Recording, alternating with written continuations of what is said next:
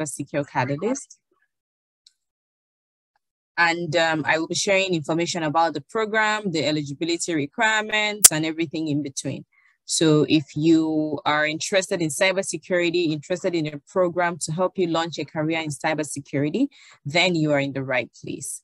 So before I get started, I'm just going to ask us, are we all joining from Ottawa, or is there anyone else joining from outside of Ottawa? If you're joining from outside of Ottawa, just leave a message in the chat box letting us know where else you're joining from. I am joining from Milton, Ontario. So I just want to know where everyone else is also joining from, if you're joining from outside of Ottawa. Okay, it appears that everyone is from Ottawa. Okay, someone else is joining from Toronto. Where else?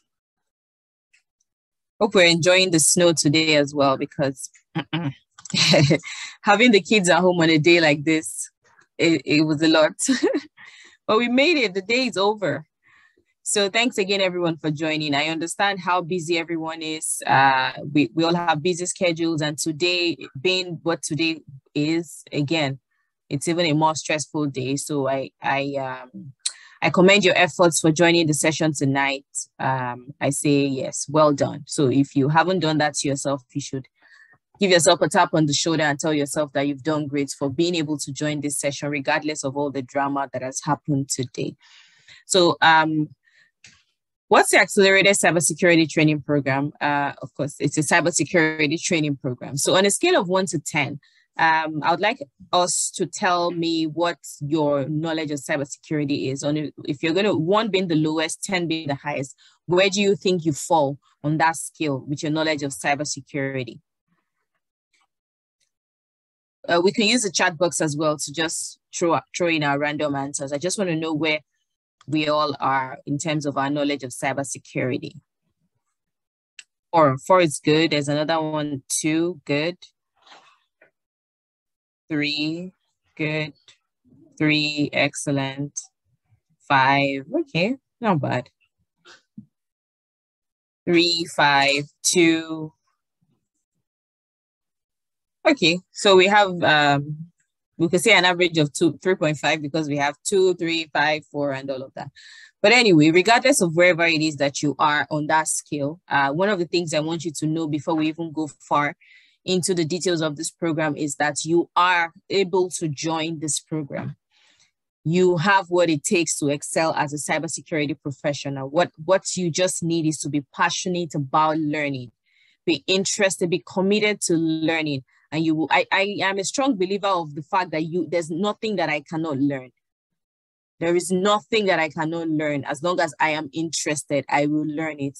It may take me longer than any other person, but I strongly believe that there is nothing that I cannot learn.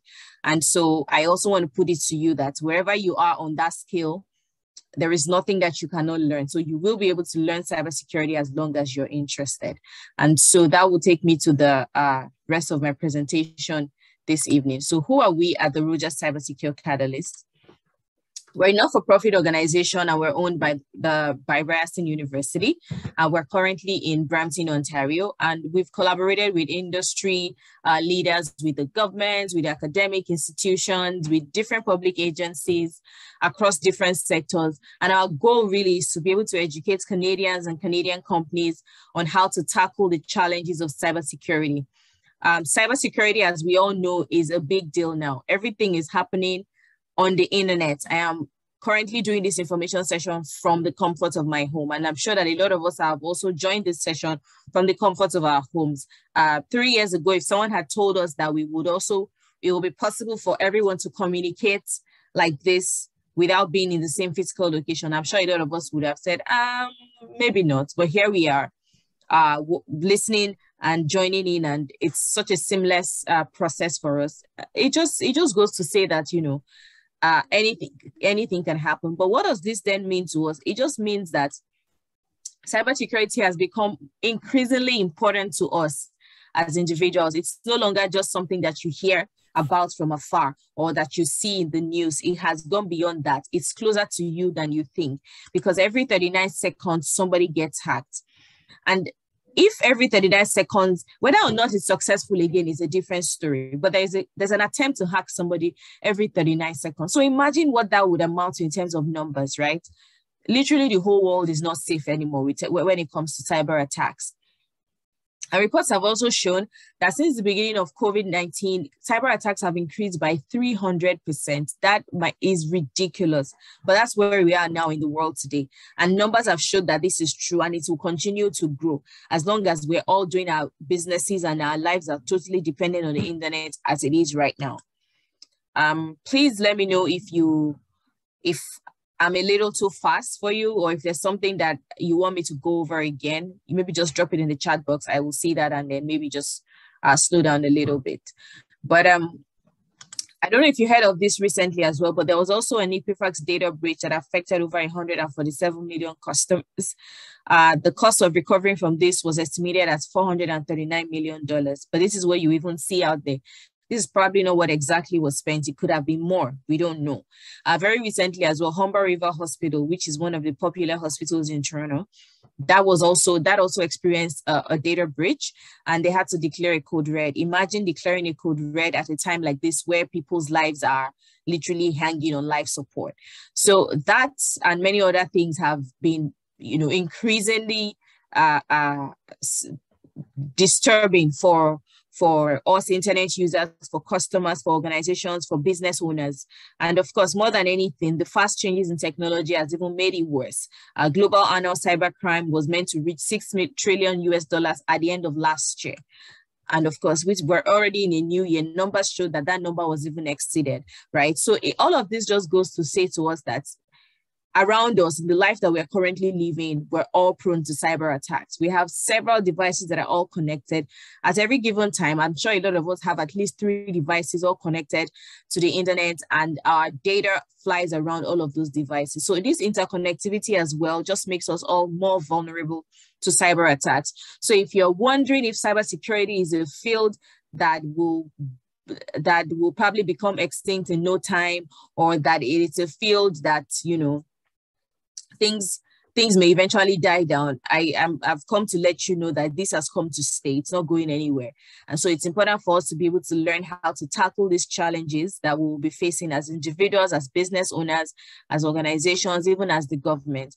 And so so having identified this cybersecurity challenges, identify that there is a skills gap, we now then went ahead to partner with the government, with academia, with the private organizations to be able to bridge that skills gap, to be able to bring more people into the workforce to fill that skills gap. But in bringing more people to the workforce, while identifying the gap, we also realized that there were few women in the cybersecurity landscape. There were few people who had diverse backgrounds, and there were also few people, again, who are not able to afford it, but really do want to build a career in cybersecurity. So in partnering with these institutions, organizations, and everything, we were very strategic in our partnership. And what that has helped us do is to be able to come up with different streams to tackle directly the skills gap that we want to be able to fill. So we want to be able to bring in women. There's a stream for women. We want to be able to bring in newcomers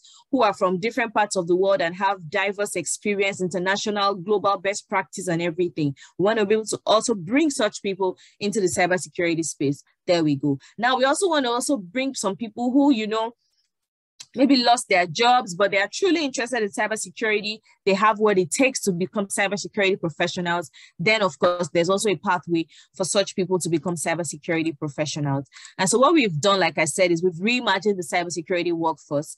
And we're trying to say, regardless of your background, regardless of your experience, as long as you are committed to learning, you can build a career in cybersecurity. You don't need a technical background to succeed as a cybersecurity professional. We're looking at a situation, our goal is to have a workforce that is as diverse as the challenges that they will be tackling, right? All of these hackers that we're talking about, they're from different parts of the world, right? So it's not like they're concentrated in one place and they have a certain cultural belief and, you may be able to think through their minds. No, these people are from all over the world. So it's difficult for you to even be able to figure out where they're from, talk less of trying to think like them and tackling challenges the way that it should be tackled based on their mindset and perspectives and everything. So long story short, we've identified this and we've said, okay, you know what? Bring in females, bring in people from diverse backgrounds, bring in people that even don't have a bachelor's degree, just have a high school diploma, basic, that's it. You have work experience, good enough. You don't have, it's okay. It doesn't matter what part of the world that you are from, as long as you are a citizen of Canada, a permanent resident, or a conventional refugee. Canada, we know, is one of the biggest countries in the world that has the most number of immigrants. Almost everyone in Canada today came from somewhere else, right? So somehow we're all different generations of immigrants in Canada. But we're saying to you that, okay, we want to also bring fresher immigrants into this space. We want to bring people who have diverse experience from different parts of the world. And what that then translates to is that, you know, we've reimagined the workforce and we have come up with different streams to accommodate these people.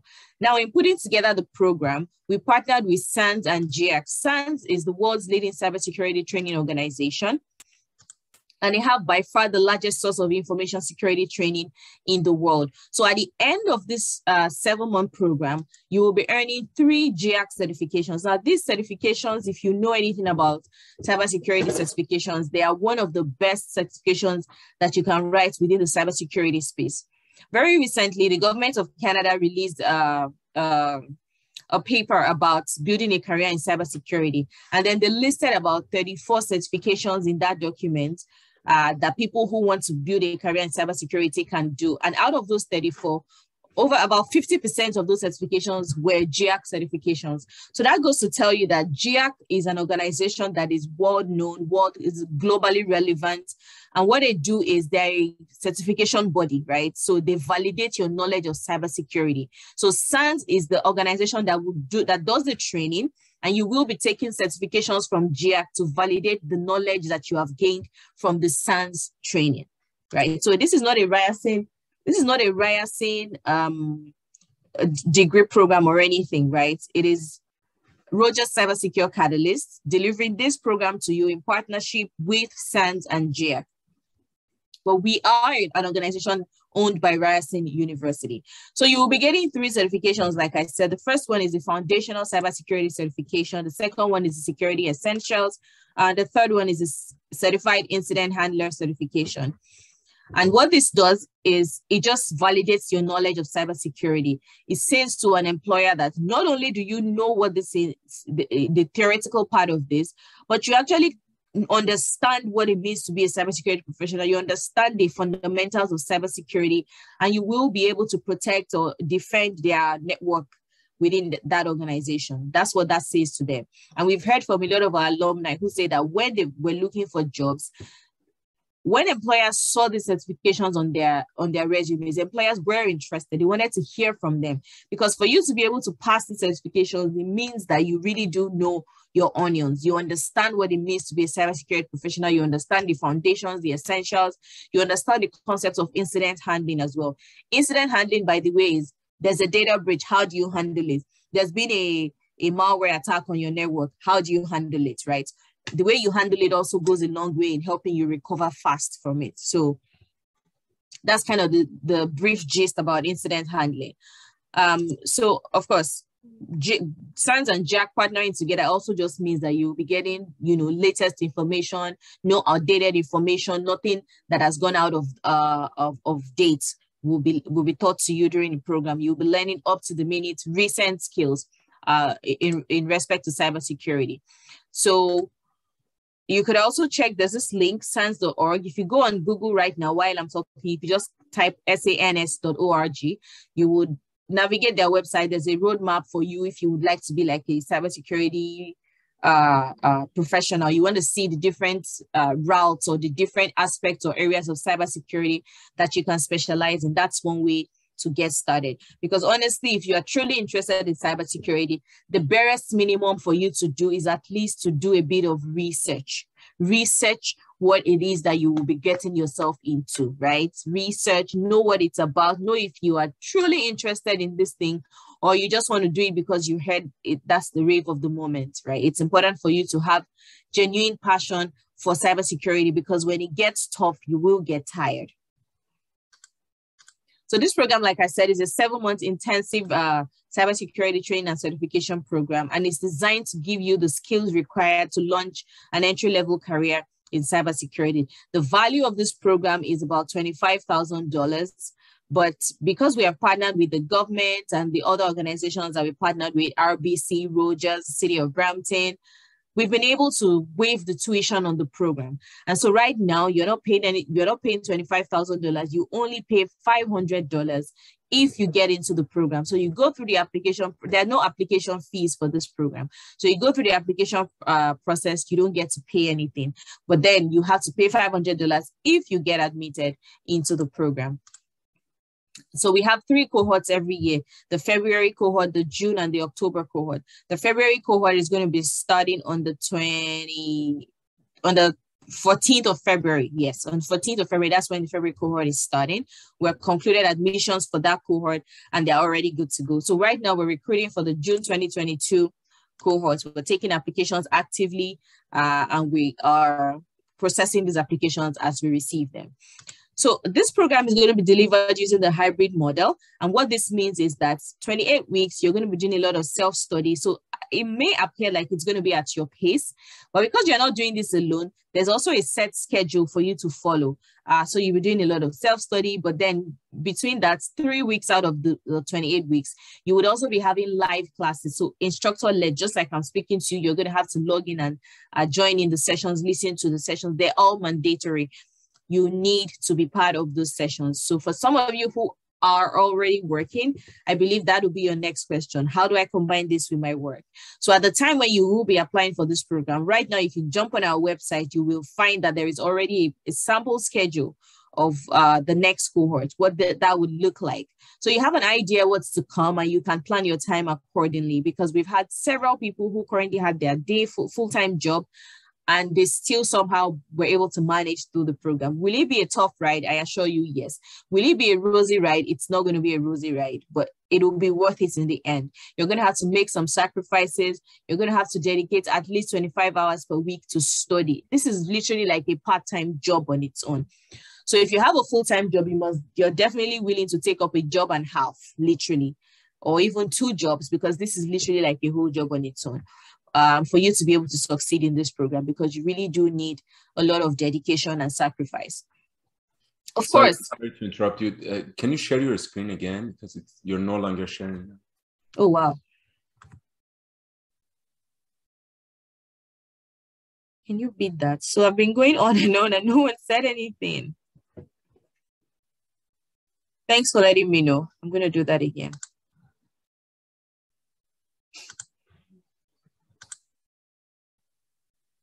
Okay.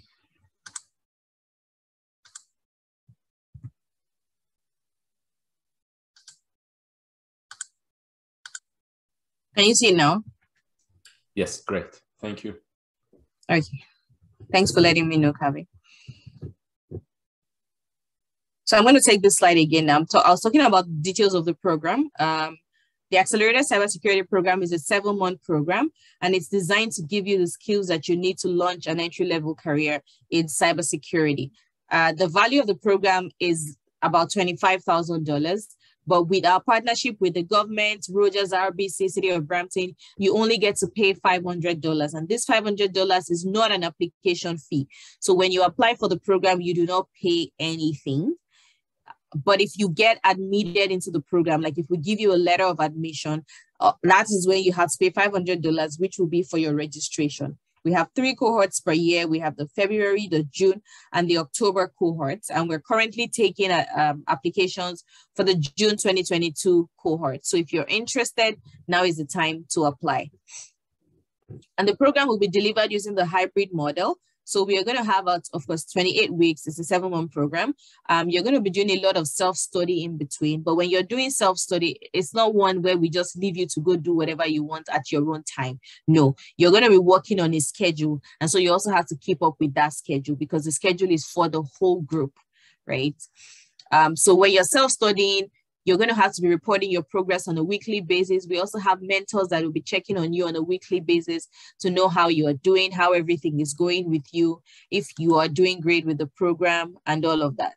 So then beyond the self-study, There would also be 3 weeks of live instructor-led sessions. So with the instructor-led sessions, you will get to meet an instructor one-on-one. Of course, it's not in person. Everything is also virtual, but the only difference is that you have to be there. It's mandatory. So it's virtual, but it's mandatory. And of course, you will be mixing that up with your self-study as you go along. And so I said earlier that we brought in different streams of people to be able to get into this program. And I'd like to explain this using a very interesting analogy. Imagine that we're all in a room. Okay, so this is one big room that we're all trying to get into.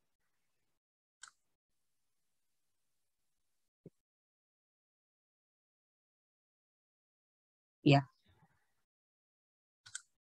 Okay, so this is one big room that we're all trying to get into. And there are 3 entrances that lead into that room. I don't know if you can see my screen, but yes, we can see them. Okay, great. I'm just going to take out this. Excellent. Okay, so you see 3 rooms, 1 big door and 1 big room and 3 doors that lead into that room. So this first door is for those who are women. So you identify as a female, then this first door is for you. So we're all going into the same room, but you can only get through this door if you're a woman.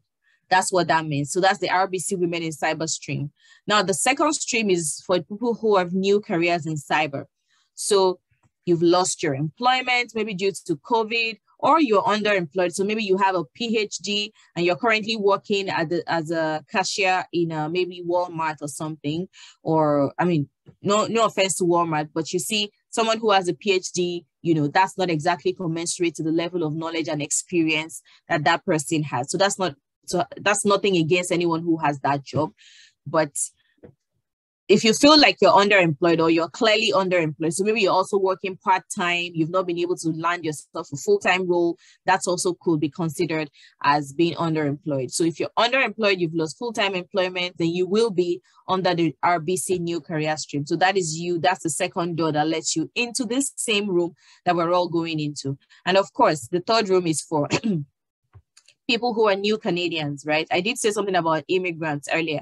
So people who are new Canadians, you've been in Canada for the last 2 years, so between 2 and 10 years, not less than 2 years, but you've been here within the last 2 to 10 years, and you've not been able to find full-time employment that aligns with your education and your skills, you know, because you've got great education in your home country, you had a fantastic role, you were doing really great, but then you moved to Canada, dumped everything, and then you get here, things aren't forthcoming, you don't have that job that you've been looking out for, things are just not working out the way that you want it to. So if this is you, then the Rogers New Canadians in Cyber stream is definitely for you. And of course, the one thing that is common to everyone is that you have to be a Canadian citizen, you have to be a permanent resident or a convention refugee residing in Canada. So you have to be residing in Canada. If you're on work permit, if you're an international student waiting for your PR application, you will not be eligible to apply. And I'll tell you why. Remember that I said that we partner with the government of Canada, RBC, Rogers, and so and the city of Brampton. And what they want to do, the goal of partnering with them is to be able to build Canadians and Canadian businesses, or teach them how to tackle the challenges of cybersecurity. So if you're on a work permit, there is no guarantee that you are planning to stay back in Canada at the end of your work permit, or there's no way that we can be sure that you would not leave Canada. As a citizen, you may also leave, but at least we do know that this is home for you. So there's a higher chance that you will continue to remain in your home country than to go somewhere else where you do not exactly have a permanent status, or you are a permanent resident here than to go somewhere else. So those are the things that we put into consideration, hence this criteria. And of course, you have to be a minimum of 18 years with a high school diploma. That's it. If you have a bachelor's, it's great. If you have a PhD, a master's, fantastic. But if you also have a high school diploma, that's it. So you can also say this is like a leveling ground for everybody, regardless of your educational background or anything. You will be learning the same things from the scratch. Very recently, the cohort that is resuming in February, we also had one of the students who literally just finished high school, but he was so passionate about cybersecurity. He did so well in the application process that there was no way you could say this person wouldn't make a great cybersecurity professional. And now he's on his way to becoming a cybersecurity professional. So you just really need to be a minimum of 18. That is all. And you will not be enrolled in another academic program. So like I said, this program is literally like a full-time role. So imagine having to combine all of this together. You either explode or you explode. That's what will happen. And we also don't want you to, anything that would affect your mental health. So to ensure that we put all of these things in check, you should not be enrolled. You're not allowed to be enrolled in another academic program. Okay, sorry. So I'm going to clear this annotation now. Yeah, there we go. And we're good. So this is the application process. Yeah, this is the application process. It's 4 steps basically. And the first one is where you have to fill in the online application form. With this, you only need to upload your resume and just answer a bunch of questions here and there, but your resume. So when you send in your application process, you will be choosing one of those streams that lets you into that big room. So when you choose one of those streams, when we receive your application, what we do is we validate your eligibility, confirm that you're truly eligible for the stream that you say you are. Once we confirm your eligibility, then we move you on to the next stage where you will be taking an aptitude assessment. With this aptitude assessment, 30 questions, 1 hour. It tests your aptitude just like the name implies. It tests your aptitude, your logical reasoning, your information parsing. It tests all of those things. It just wants to know that, okay, this person has, some level of IQ that will be enough to decipher some really tough information, or maybe massive amount of information. That's kind of, it's nothing out of this world. So you could have like a small, maybe a 1-liner paragraph, or maybe just a paragraph that says something about, so a computer was connected to a certain network with an IP address XYZ, and then at some point there was a data breach. It could be anything, right? So they just give you like a paragraph, you read through it, and then you answer a bunch of multiple choice questions after, just to have an idea what this what this would look like. And so you kind of just know that it's not something bad, or it's not something out of this world. And then of course, after that is done, you would also be doing video interviews. This will not be live video sessions. It will not be live, but you will be needing to record your responses to some questions. So we ask you questions: why are you interested in cybersecurity?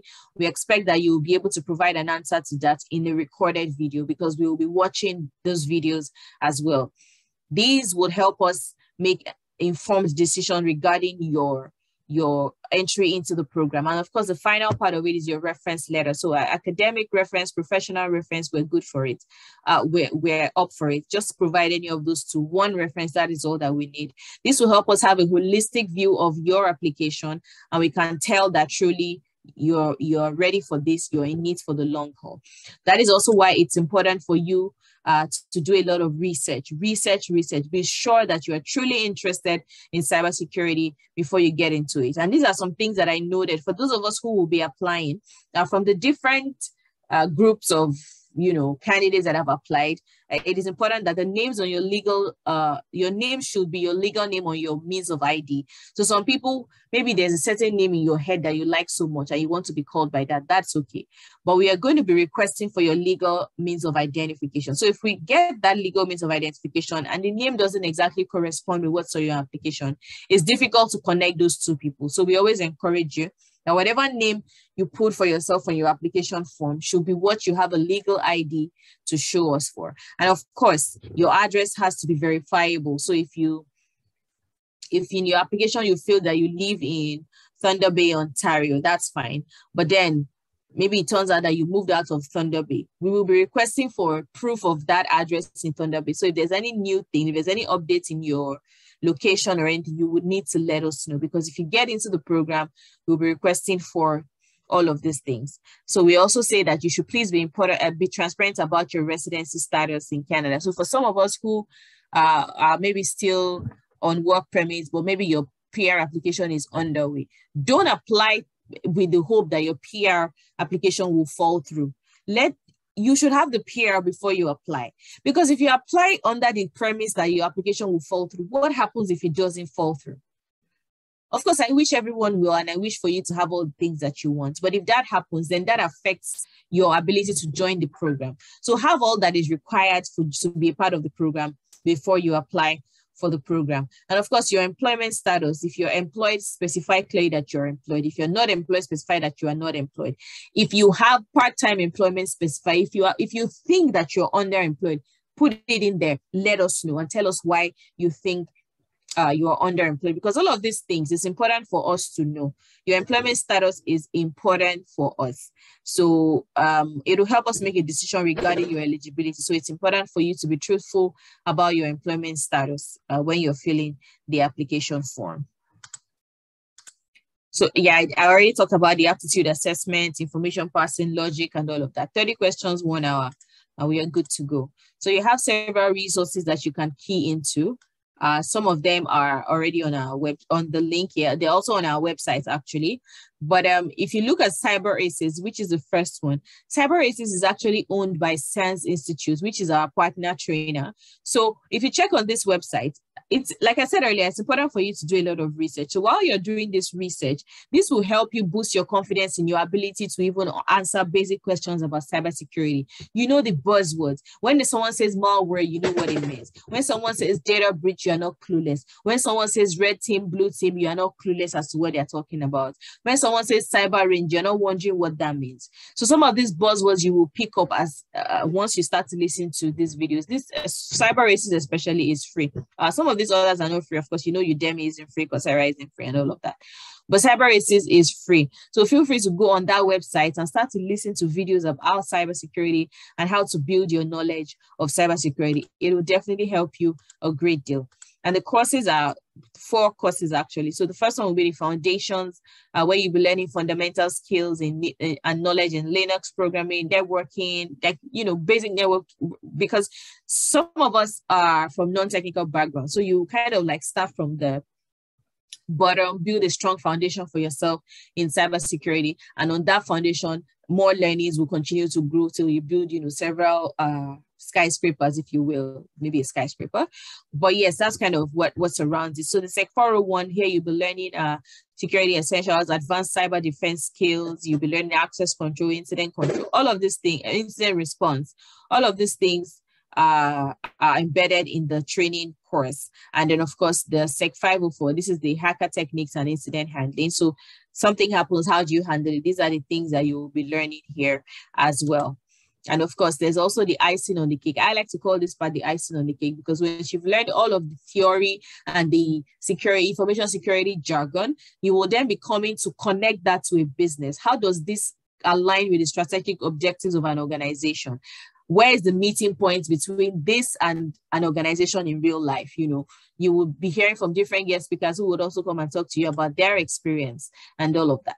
And this is a sample schedule for the program. Like I said, for the first 6 weeks, you take a course, you need to dedicate 25 hours per week. And then after that, you'll be doing the first certification exam. When that is sorted, you move on to the next. And then, so in moving on to the next, you would also be doing your first live class. Your first live class is going to be with your Sec 401, which is the second training course that you will be doing. And then after that, you do self-study, you take the exam, cycles back again. You do these live classes, self-study, exam, cycles back again, live classes. So at the end of the day, right, you have an idea what your schedule will look like, and you will be able to plan your time accordingly. So in terms of choosing this program, I will say to you that there are 1,000,001 reasons why you should choose this program, but I'm just going to iterate a few of them. Number one is that we really do care about your success. I said earlier that we do check-in calls. So mentors call you on a weekly basis to know how you're doing, how you're faring. I know you're self-studying, but is it making sense to you? Do you feel like, you're going to be able to catch up and all of that? So with that helps a great deal. And of course, we have a strong student community. Orientation, fantastic. Like we literally hold your hand every step of the way until you get settled into the program. We have a whole day to do all of that for everyone. We have a Slack channel where we promote communication amongst both alumni and current students. And it's been an amazing platform where people actually share ideas and truly help each other. Another interesting reason why we think you should choose this program is that it gives you access to technical mentors, right? So SANS, as you already know, is an organization that provides information security training, but they also have like some subject matter experts that work with them and also volunteer with them. So these people will be checking up on you on a weekly basis, providing you one-on-one support in building your career in cybersecurity. And the final, well, not the final, but one of the next thing will be career development. So we also work with you, and I'm sure Kaveh will be able to do this for you as well. But we work with you to help you launch your career, prepare your resume, interviews, everything in between, connect you with employers. You know, the only thing we cannot just do is go sit down in the interview with you and speak, but we will equip you enough to be able to speak for yourself as well. We also have an amazing alumni community. The way that this alumni community roots for each other, it gives me joy seeing the way they are concerned about each other's progress and all of that. So that is one thing that we need to, that's also another thing that we need to know about why we think you should choose the ACTP. Now, this career preparation, career development piece also, like I said, we'll be working with you to help you transition. So for some of you who are from a non-technical background and you're wondering how you're going to fit in, don't even sweat it. We have an amazing team dedicated to helping you succeed in your career. We have another amazing team dedicated to helping you succeed on the program. So you practice interview techniques, you develop your resumes with them. They will help you just so that you're able to secure a great job at the end of your program.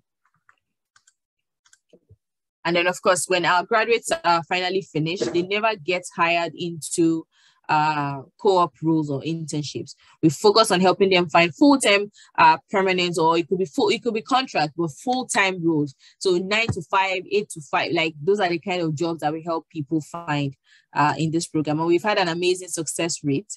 We've had about 90% of our alumni who have actually been actively searching have found employment. Some even found employment before the end of the program. Just last week, our employment services manager actually shared news with us that 3 people within the holiday got employment. Like during the holiday, you would expect a lot of organizations have wound down, but people are still getting jobs during the holiday. So this is, of course, it's not just, Rome wasn't built in a day. This is leading from stemmed from, you know, continuous hard work, dedication, and all of that, doing your due diligence and ensuring that you put your best foot forward. So in terms of salary, we're looking at about $55,000 up until $80,000, depending on your background, your experience, and all of that. So now these logos that you see here, we did not just come up with them because they all look colorful, but these are actually places where our alumni currently work.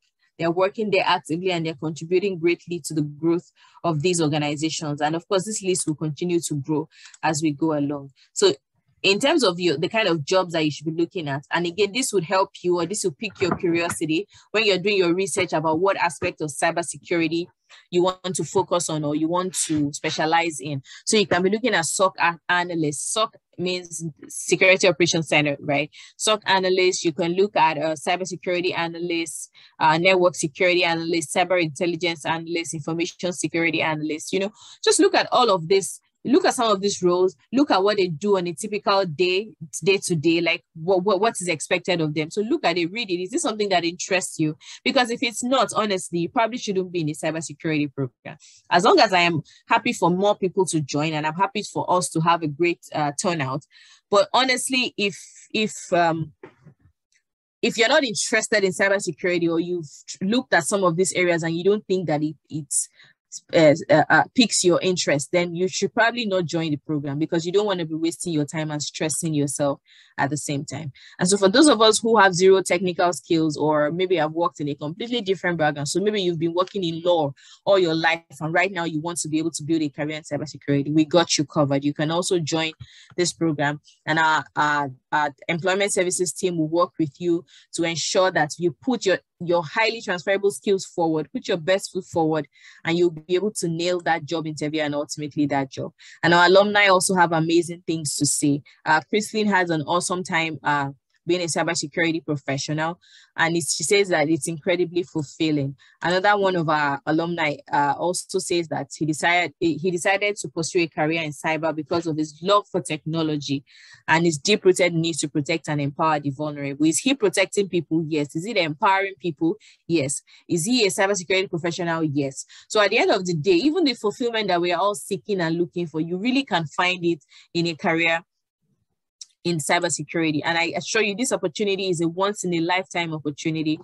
You really don't want to miss. So if you're truly interested in it, just do a bit of research, do your due diligence, and already come and apply for it. So if you want to send us an email, you can go to cybersecurecatalyst.ca. Our website is catalysttraining@rayerson.ca. And of course, we're on Twitter, Instagram, Facebook. So if you also want to follow us, feel free to follow us on all of this platform. And that brings me to the end of my presentation. Thank you so much for everyone, to everyone for hanging in there with me. I wish I could give you all high fives, but I hope that you get the high fives from here. So I'll be taking your questions now. If you have any questions, feel free to ask. If you want to unmute yourself and speak, just maybe raise your hand, and Kave will give you the privilege to speak. But otherwise, I'm happy to answer questions in the chat. Thank you again, Kave. Thank you, everyone. Yeah, thank you very much. That was so informative.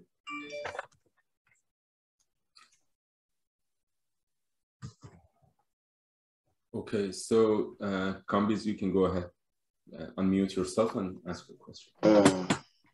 Hi again, thanks, Kave, and you for the presentation. I just received an email for not being qualified for being employed as full-time. I remember that you said that you can consider this if you are underemployed. So I was wondering, do you think that if I am working in the same field, but in the lower layers, I would still have a chance to complain that? Okay, so like I said, if you do feel like you are underemployed, it's on you to put it clearly in your resume, the nature of your job. And there's also a part of the form that says, how much do you earn? Some people will say, I prefer not to say, right? But you see, all of this information is there for us to be able to make informed decisions. So if you say to me now that you're working as an accounting supervisor, and then I ask you your salary and you say that you don't want to disclose, but I see that you have a degree in accounting, and I see that, you have maybe prior experience in accounting, it's clear that, you probably are comfortable in your career.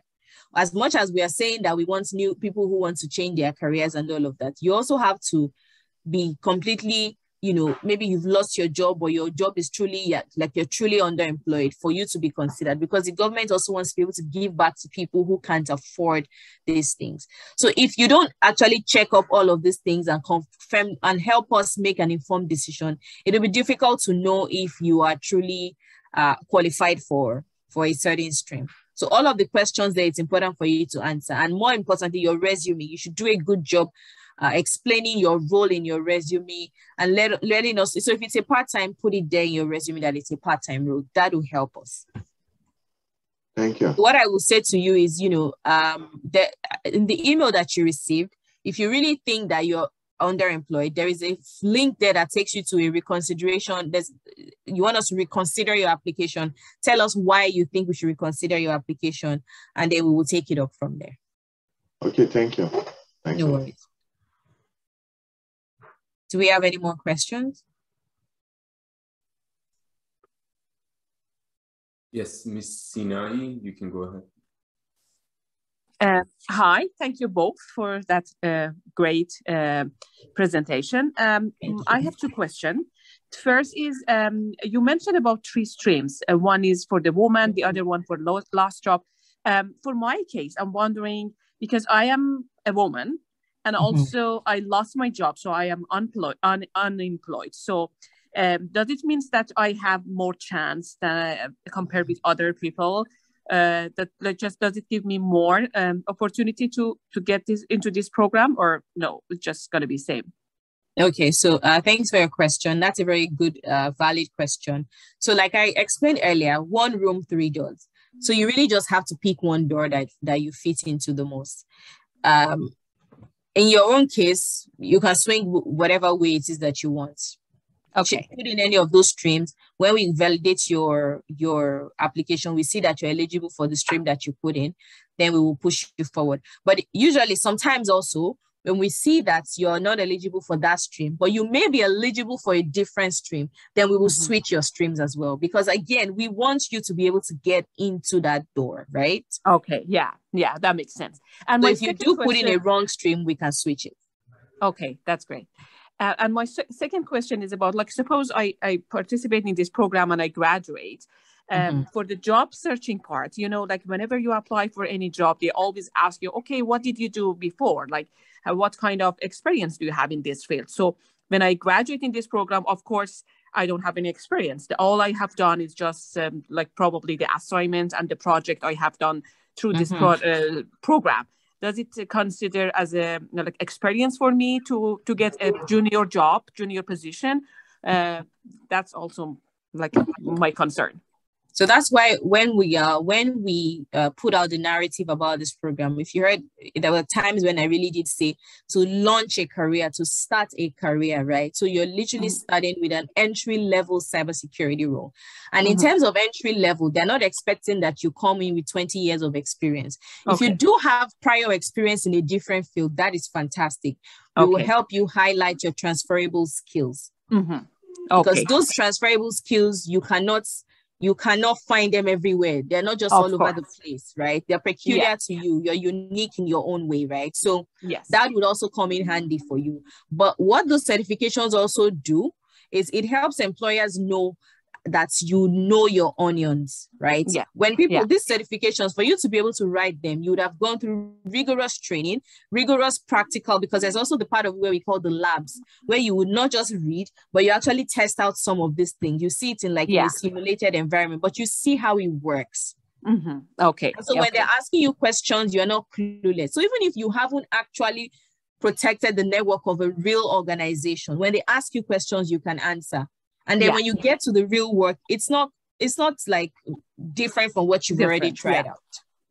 That makes sense. And of course, your goal is to learn on the job. So you have to also keep your ears open, keep your eyes open. You need to be abreast of what is going on in cybersecurity space, because that space is moving really fast. Okay, great. Thank you so much. No worries. Okay. Do we have any other question? Just check the chat section.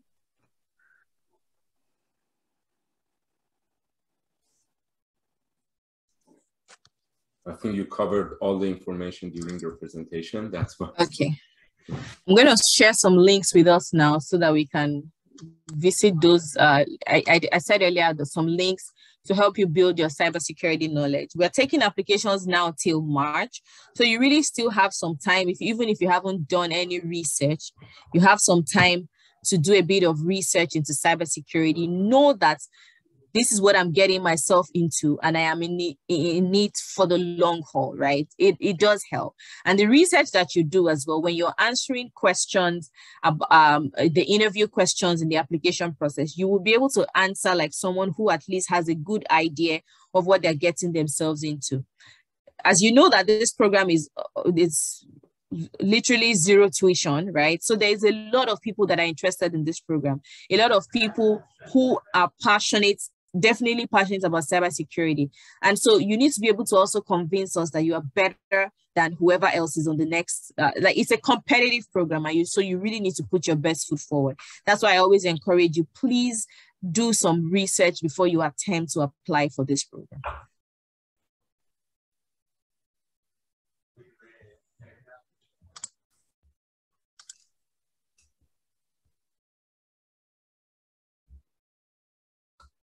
Okay, if there's no more question, maybe we can wrap up the session then. Okay, I'll also drop to our email address there. So if you want to send us an email, please feel free to send an email. Yeah, I'll share all these links and your email address with the participants after the meeting. Okay, great. Thank you.